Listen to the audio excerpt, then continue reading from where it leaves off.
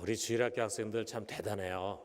여러분 벌써 이제 5일까지 이렇게 나왔는데, 여러분 내일까지 잘 나올 거죠? 네, 우리 내일까지 잘해서 일주일 동안 이 특별 새벽 기도회를 정복하기를 원하는 사람, 우리 주일학교 학생들 같이 한번 아멘 해봅시다. 아멘. 한번 해봅시다. 아멘. 네,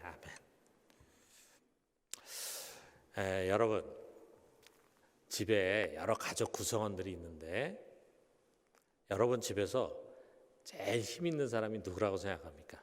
제일 힘이 있어. 그래서 그분이 안 돼.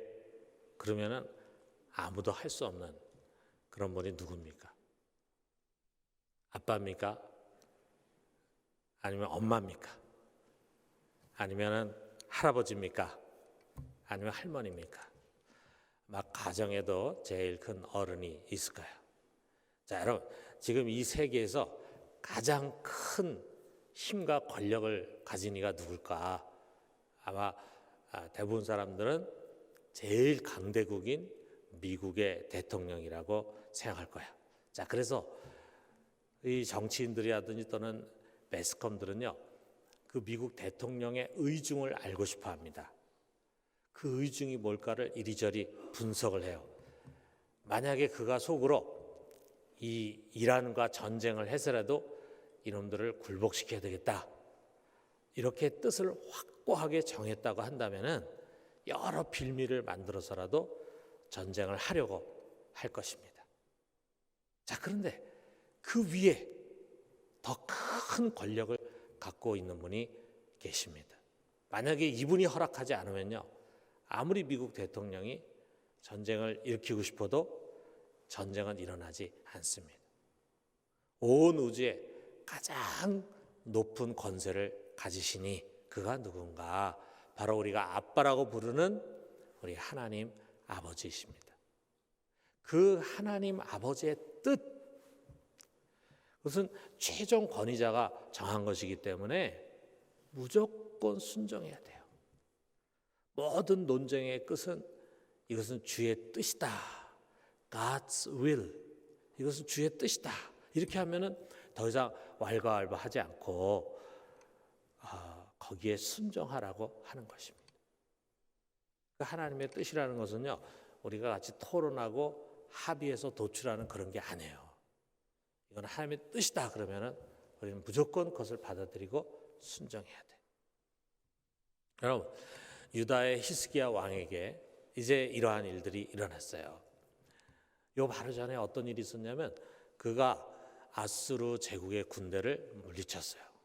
여러분, 그 당시 아수르 제국은 그 중근동의 가장 강한 나라, 강대국이었어요. 그래서 그 나라 군대 앞에 모든 나라들이 다 추풍 낙엽같이 패하고 망했습니다.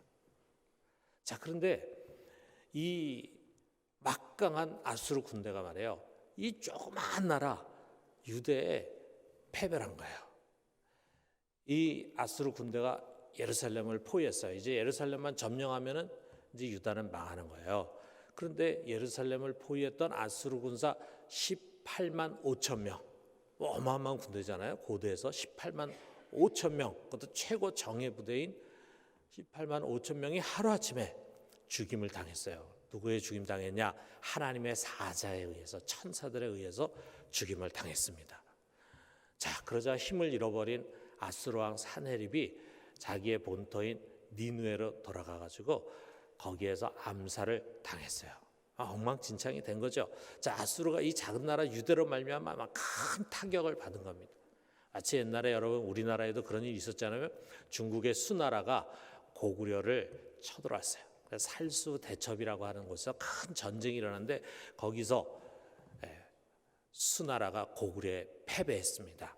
자, 이 전쟁에서 패배하니까 수나라가 막 급격히 약화가 되고 그러는 바람에 결국은 당나라에 의해서 망하고 말았어요.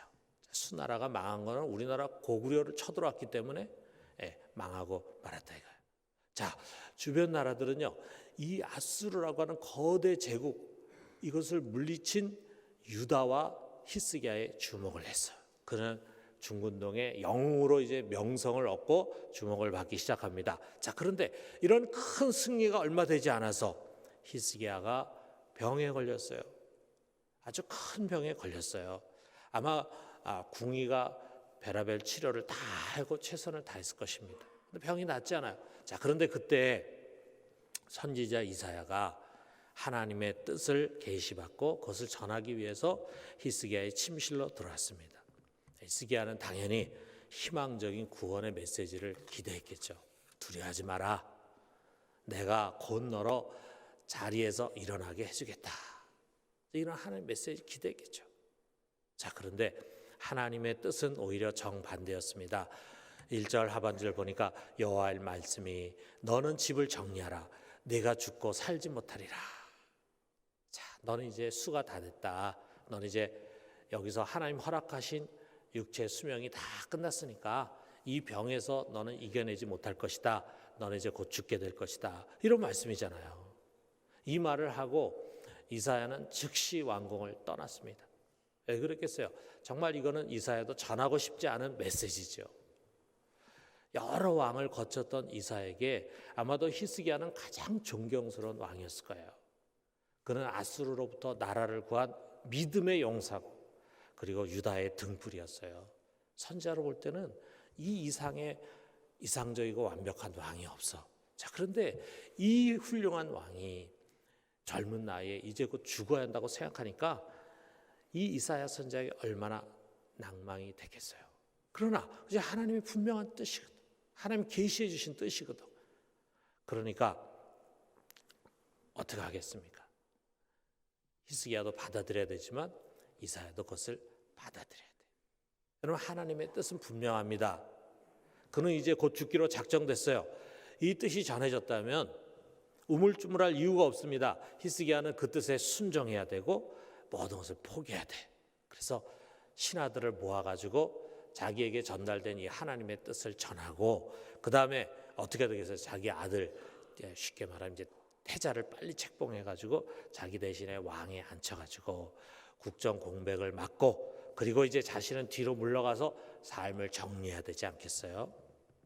그런데 히스기야는 그렇게 하지 않았습니다.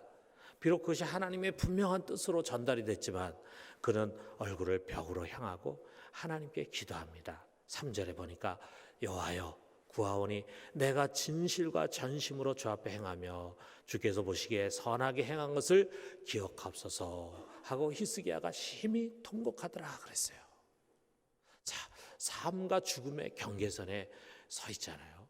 우리가 아무도 삶과 죽음의 경계선에 서 있는 사람 없어요. 우리는 어떻게 보면 지금 죽음에 대한 두려움 별로 느끼지 않는 안전지대에 서 있어요. 자, 이런 안전지대에 서 있는 사람들이 지금 삶과 죽음의 경계선에 서 있는 사람을 이해하기가 좀 어려울 거예요. 이제 한 발을 탁 내디디면은 모든 것이 끝이 나고 다시 세상으로 돌아올 수 없는 그런 경계선에서 삶과 죽음을 주관하시는 주권자 앞에 히스기야는 그야말로 어린아이 같이 통곡하면서 부르짖고 기도하는 것입니다. 자, 이미 하나님이 그의 분명한 뜻을 전하지 않았습니까? 마음으로만 정한 것이 아니라 선지자를 통해서 선포했잖아요. 공적으로 선포했잖아요. 자, 이런 상황에서 그 뜻을 돌이키는 기도가 과연 소용이 있겠는가? 우리가 이렇게 생각할 수 있잖아요. 자, 그런데 어떻게 됐습니까? 하나님은 왕궁을 떠난 이사야가 아직 성읍 중심지에 이르기도 전에 그를 다시 불렀습니다.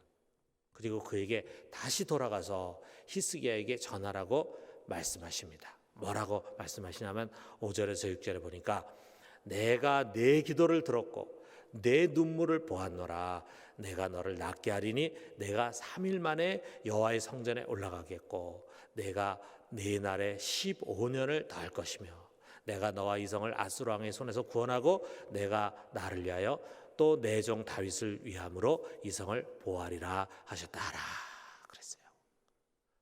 굉장히 빨리 하나님이 히스기야의 기도를 들으셨어요. 그의 눈물을 봤습니다. 그리고 즉각 그의 뜻을 돌이켜 주셨어요.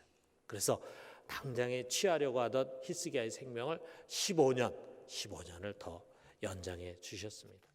이것뿐만이 아니라 또 다른 축복을 주셨는데 아직 이 아수르의 위협이 남아 있는데 이제 이 아수르의 위협에서 유다를 완전히 벗어나게 해주겠다, 평강을 주겠다, 이런 약속을 주셨습니다. 여러분, 그 말씀대로 우리 히스기야는요 15년을 더 살았어요. 그리고 유다는 아수르의 손에서 완전히 구원을 받았어요.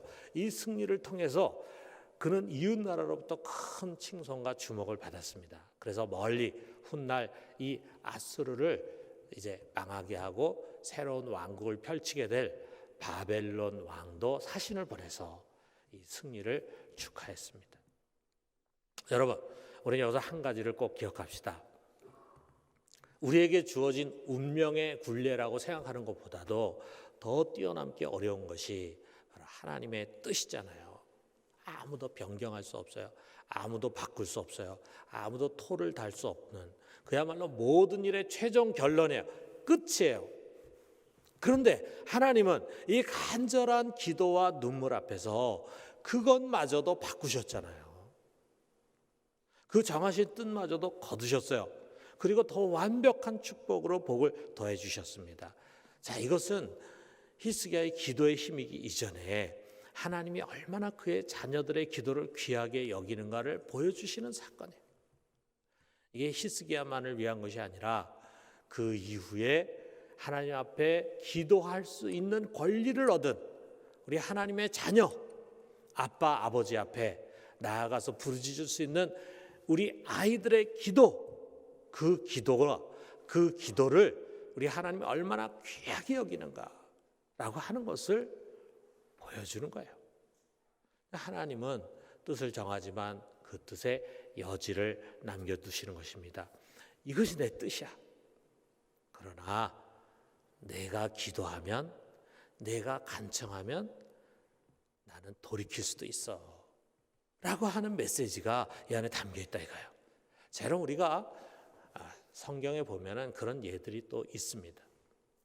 우리 예수님 앞에 수로보니게 여인, 자, 수로보니게 하면은 지금의 이제 시리아니까 완전 이방인 여인이에요. 그 수로보니게 여인이 자기 딸이 귀신이 들려 있어요. 아무도 못 고쳐. 그런데 예수님이 가까운 곳에 가니까 예수님을 찾아왔어요. 그리고 그 앞에 엎드려 가지고 귀신들이 자기 딸을 고쳐달라고 말합니다. 그랬을 때 예수님이 뭐라 그럽니까? 지금 이방인에게 구원을 주는 것은 하나님의 정하신 뜻이 아니다, 하나님의 뜻이 아니다라고 하는 것을 명백하게 얘기하잖아요. 자, 그리고 거절했어요. 자, 그랬을 때 이 여인이 뭐라고 말합니까? 개들도 주인의 상에서 떨어지는 부스러기를 먹고 삽니다 라고 하면서 다시금 은혜를 강청했어요. 자, 그랬을 때 예수님이 거절하신 것이 아니라 도리어 그녀의 믿음을 칭찬하고 그리고 그 딸을 고쳐주셨어요. 비록 하나님의 뜻과 경륜은 정해져 있지만 그러나 더 간절히 강청하고 믿음으로 나온 그녀를 주님께서는 구원해 주신 것입니다. 여러분, 때로 우리들에게 찾아오는 일들 속에서 이것이 하나님의 뜻이 아닌가라고 생각되어지는 것이 있을 거예요. 결국 이렇게 되는 것이 하나님의 뜻이구나, 하나님이 이렇게 끌고 가시는구나 라고 생각될 만큼 절망스러운 상황에 놓이게 되는 일이 있습니다. 그러나 우리 거기서요 히스기야의 기도를 생각해야 합니다. 여러분의 기도를 멈추지 마십시오. 그리고 그가 한 것처럼 간절히 울면서 매달리는 거예요. 모든 자비와 긍휼의 하나님은 결코 우리의 눈물과 탄식을 외면하지 않을 것입니다. 여러분, 오늘 새벽에 우리가 그런 기도를 드렸으면 좋겠습니다. 자, 우리 자신을 위해서도 그렇고요. 또 우리 환우를 위해서, 특별히 큰 병을 안고 살아가는 환우들 있잖아요. 병이 오래된 그런 환우들 있잖아요. 자, 우리 그런 환우들을 위해서 우리 같이 기도해요. 또 우리 경제적으로 아주 곤고한 상황에 놓여 있는 우리 순원들도 있고 또 우리 성도들도 있습니다. 그들을 위해서 우리가 같이 기도해요. 부부관계가 심각한 성도들, 자녀 문제가 너무 심각해서 회복하기 어려울 정도로 어려운 성도들, 사람들은 불가능하다고 말할지 모릅니다. 내 마음 깊은 곳에서도 노라는 말이 불쑥 튀어나올지 모릅니다. 이것이 하나님의 뜻인가 보다 라고 말하고 포기하고 싶은 그런 생각이 드는 상황일지도 모릅니다. 그러나 여러분, 우리는 기도하는 것입니다. 기도해야 합니다. 기도할 수 있습니다. 믿음의 기도를 드려야 합니다. 도전하는 것입니다. 뛰어넘는 것입니다. 여러분, 우리가 지난 12월 성탄절 바로 전 주일에 우리 주일학교 성탄 발표가 있었잖아요. 제가 그때 마지막에 다 끝난 다음에 사회 보면서도 잠깐 얘기했지만 저는 이번에 성탄 발표를 보면서요, 갑자기 그냥 깜짝 놀래고 그 다음에 너무 감격스럽고 한 장면이 있었어요. 왜냐하면 우리 마지막에 고등부 학생들이 나와가지고 워십을 하는데 거기에 눈에 팍 들어오는 친구가 있는 거예요. 여러분 누군지 아실 거예요. 우리 광렬이 있잖아요. 광렬이. 광렬이가 벌써 고등학생이 돼가지고 앞에 나와서 막 워십을 합니다. 네, 우리 교인들은 알 겁니다. 2012년 벌써 한 8년 됐죠. 2012년에 우리 광렬이가 백혈병이 걸렸어요. 그때 백혈병이 걸려가지고 과연 여기서 나을 수 있을까? 온 교우들이 이 아이를 위해서 기도했습니다. 또 거기다가 속에 또 곰팡이까지 생겨가지고 그래서 이거 정말 절망적인 상황인가 보구나 이렇게 생각했어요. 얘가 과연 이러다가 몇 년을 더 살고 혹시 하나님 데려가시지 않을까 그런 생각을 하면서 우리가 계속 기도했잖아요. 우리 교육자 회의하면서도 같이 기도했습니다. 자, 그런데 우리 강렬이가 말이에요. 이렇게 고등학생이 돼가지고 워십을 하는 겁니다. 저는 우리 강렬이와 강렬이 가족의 인간 승리다. 정말 믿음의 승리다 생각하죠. 동시에 우리 교회 성도들의 기도의 승리다라는 생각이 들었습니다. 사랑하는 성도 여러분, 이것이 기적이 아니겠어요?